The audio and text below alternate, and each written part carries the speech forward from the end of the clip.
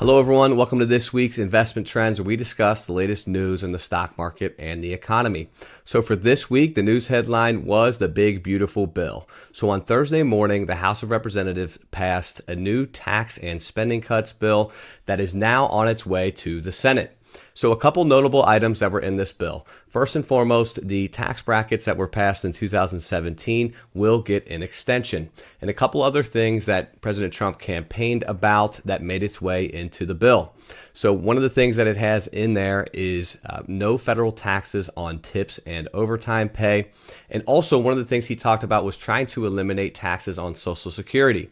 So although that is not in the bill specifically, one of the things that did get passed is an extra $4,000 on the standard deduction for seniors. There's also a little bit of an enhanced amount of the standard deduction for those that are not seniors. And a child tax credit also got boosted as well in this bill.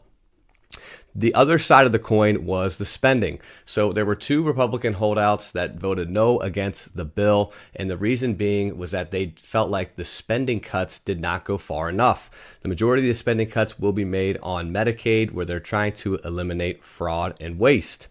A couple of things to also note that were being discussed and in this bill.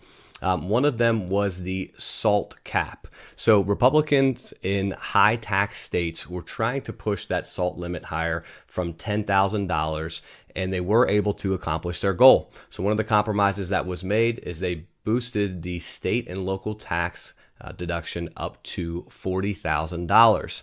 So that bill ended up getting passed. It's on its way to the Senate, and President Trump is urging them to pass this as soon as possible. So one of the fallouts from this bill was the deficit that we are going to see in result of it. So one of the things that was estimated could be as much as $2 to $3 trillion deficit that the U.S. will be facing. This caused bond yields to rise sharply, and what that did is it drove down the stock market for the week. So as of Friday morning, the S&P was down about 2%, the Dow was down about 1.9%, and the Nasdaq was down about 1.5%. This is also on the heels of a downgrade by Moody's of the U.S. debt. So that's something to keep an eye on, is what will get passed, what spending cuts will be put in place, and what would this potentially do for the stock market. Obviously, a lot of this activity is stimulative if you're putting more money into people's pockets, and the goal of that is for them to go out and spend and continue to stimulate the economy. And Republicans are anticipating about a 4.5% growth in GDP with this new bill that's in place.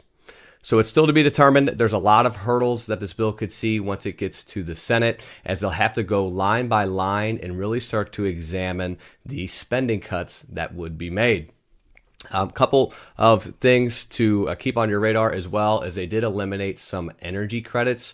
So not good for the energy sector, as some of those stocks started to see a sell-off, and also some healthcare stocks, as there's potential cuts to Medicaid that they could see in their future. So that's all I've got for this week. If you think of anything or any stocks that you have that are top of mind, please leave a comment below.